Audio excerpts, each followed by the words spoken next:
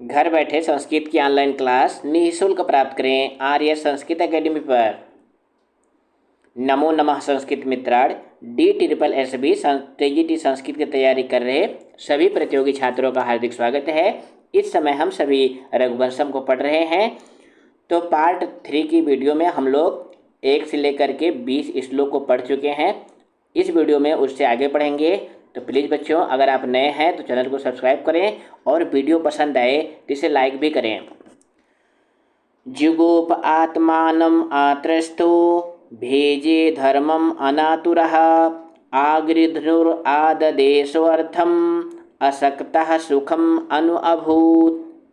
तो आप सभी जानते हैं कि इन सभी श्लोकों में किसका वर्णन है? राजा दिलीप का वर्णन है। किसका वर्णन है? राजा दिलीप का वर्णन है। तो इस श्लोक में भी राजा दिलीप के गुणों का वर्णन है। तो कह रहे हैं साह। अब ये सा जो सर्वनाम पद है किसके लिए आया हुआ है? राजा दिलीप के लिए आया हुआ है।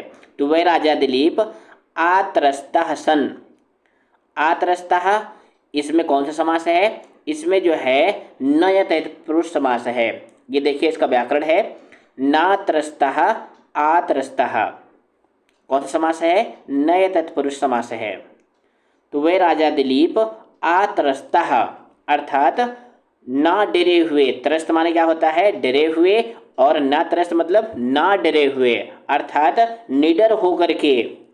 आत्मानम जुगोप अपने शरीर की रक्षा की।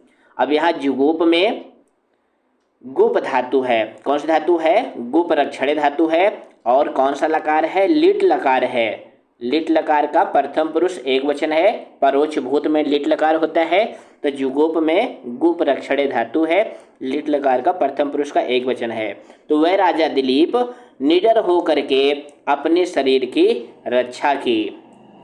अनातुरः।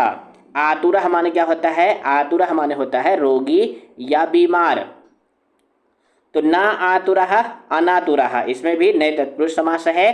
तो वह राजा दिलीप रोगी ना होते हुए धर्मम भेजे। अब भेजे में भी कौन सी धातु है? भेजे में भज धातु है। भज सेवायाम एक धातु है। तो भज सेवायाम धातु है। और इसमें भी लिट लकार का प्रथम पुरुष एक वचन है, यानी परोक्ष भूतकाल है। तो वह राजा दिलीप रोगी ना होते हुए धर्मम भेजे धर्म का सेवन किया। आगृध्नु, जिन बच्चों ने मॉडल पेपर देखा होगा उन्हें पता होगा कि आगृध्नु 2021 वाले पेपर में DSSB में आया हुआ था।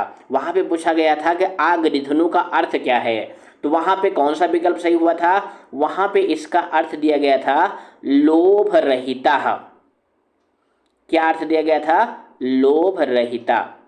क्योंकि ध्यान देना, ना गृध्नु आगृध्नु इसमें भी नए तत्पुरुष समास है। गृध्नु माने होता है लोभी यानी लालची। तो आगृध्नु का अर्थ हो गया लोभ रहित। तो वे राजा दिलीप लोभ रहित होते हुए धर्मम आददे अर्थम आददे। तो वे राजा दिलीप लोभी ना होते हुए धन ग्रहण किया। अब यहाँ आददे में भी आ उपसर्ग है और दा धातु है और लिट लकार यानी परोक्ष भूतकाल प्रथम पुरुष एक वचन है। असक्तः सन। तो सक्त माने क्या होता है? आसक्ति से युक्त। और ना सक्तः असक्तः इसमें भी नए तत्पुरुष समास है।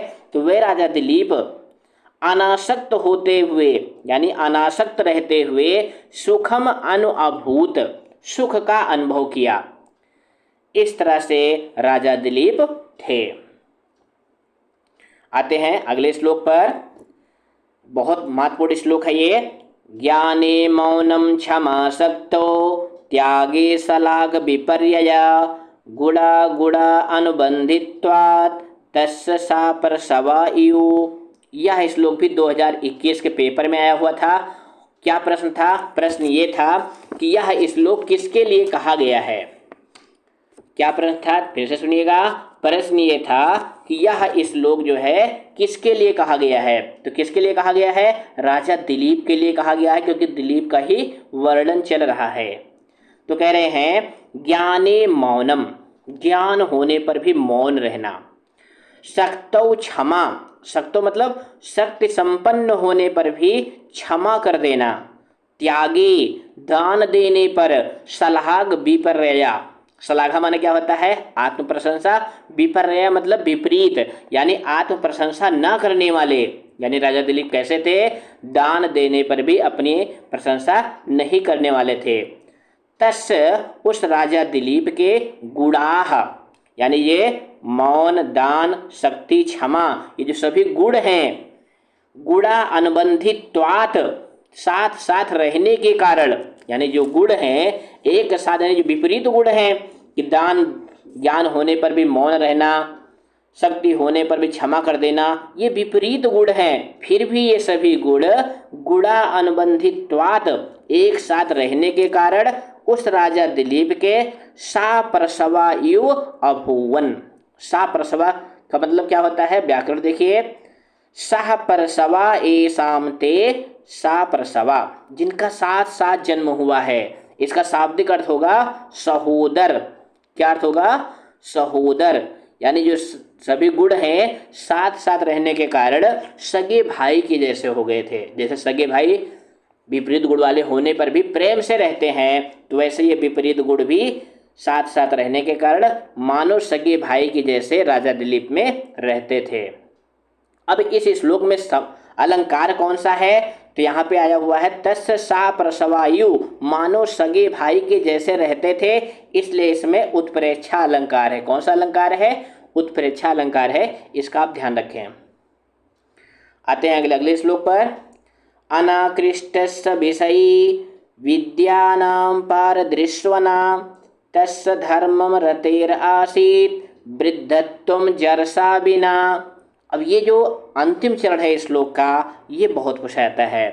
वृद्धत्वम जरसा बिना, जरसा मतलब क्या होता है? बुढ़ापा।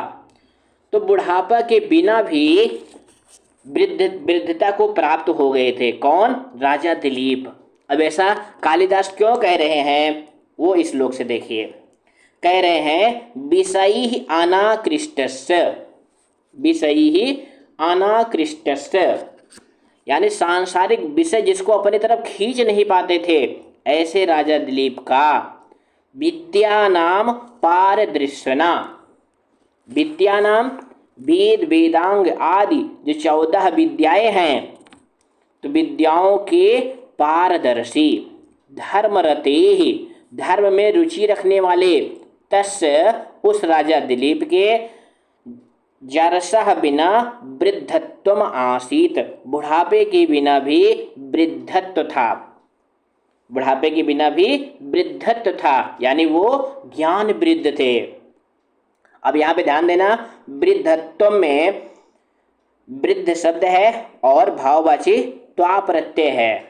आप सभी जानते हैं कि जो सीबीएसई बोर्ड का 10th क्लास का पेपर होता है ना, उसमें भी तल और त्वा प्रत्यय है। तो कई बार 10वीं क्लास के बच्चों में ये प्रश्न आता है कि वृद्धत्व में प्रत्यय कौन सी है? विकल्प में त्वा तो देगा ही, साथ में तुम भी दे देगा। तो अब इन दोनों में देखो किसका अंतर है? केवल एक अनुस्वार का अंतर है। तो ध्यान दीजिएगा, मूल प्रत्यय में कोई अनुस्वार नहीं है, और प्रत्यय जुड़ने के बाद, क्योंकि ये भाववाची नपुंसक लिंग पद बन जाता है, इसीलिए तुम जुड़ता है। तो यहाँ पे देखो ना, वृद्धत्वम, लेकिन प्रकृत प्रत्यय विभाग क्या होगा? वृद्ध प्लस त्वा। इसका आप ध्यान रखें, क्योंकि बहुत बच्चे, ये मामूली सी गलती है, एक बिंदु होगा और एक में बिंदु नहीं होगा। तो जब प्रकृति प्रत्यय विभाग करते हैं तो मूल शब्द मूल प्रत्यय, तो मूल प्रत्यय क्या है? त्वा। चलते हैं अगले श्लोक पर। पर्जानां विनयाधानात् रक्षणात् भरणादपि सा पिता पितरस्तासां केवलम जन्म हेतवः। अब यहाँ कालिदास के देखिए कि राजा दिलीप का कैसा वर्णन कर रहे हैं कि वो अपने प्रजाजनों को कितना प्रेम करते थे। क्या कह रहे हैं? प्रजा नाम विनयाधानात्, प्रजा नाम प्रजाओं, प्रजाजनों को, विनयाधानात्, विनय मतलब विनम्रता आदि, आधान मतलब धारण करने से यानी प्रजाजनों को विनम्रता आदि की शिक्षा देने से, रक्षणात् उनकी रक्षा करने से, भरणात् अन्न आदि से उनका पोषण करने से, अपि भी सा, अब सा पद किसके लाया हुआ है? वही राजा दिलीप क्या थे? पिता आसीत, उन प्रजाजनों के पिता थे। क्योंकि एक पिता क्या करता है? अपने बच्चों को अच्छी शिक्षा देता है, उनकी रक्षा करता है, उनका भरण पोषण करता है। ये सारे काम कौन कर रहा था? राजा दिलीप कर रहे थे।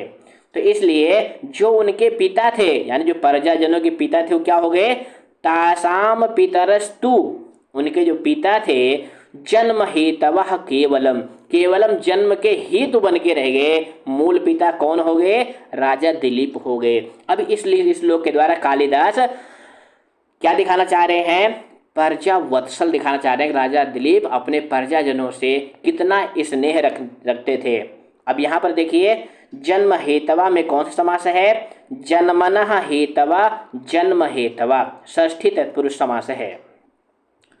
और व्याकरण क्या है? पितरस्तु में विसर्ग संधि है क्योंकि इसका जो विच्छेद होगा वो क्या होगा? पितरः प्लस तु। तो कौन सी संधि है? विसर्ग संधि है। किस सूत्र से हुआ है? विसर्जनीय सा से विसर्ग को दंती सा हो गया है। आते हैं अगले श्लोक पर। स्थित्यै दंडयतो दंडयान परडेतुः परसूतये अपि अर्थकामो तस्यास्ताम धर्म एव मनीषिणा। अब इस श्लोक में भी किसका वर्णन है? राजा दिलीप का वर्णन है। कालिदास कह रहे हैं दंडयान यानी जो दुष्ट लोग थे उनको यानी दंडनीयों को, अपराधियों को, स्थित्यई, स्थिति मतलब क्या होता है? मर्यादा। तो अपराधियों को मर्यादा के लिए दंडयतः, दंड देने वाले कौन? राजा दिलीप।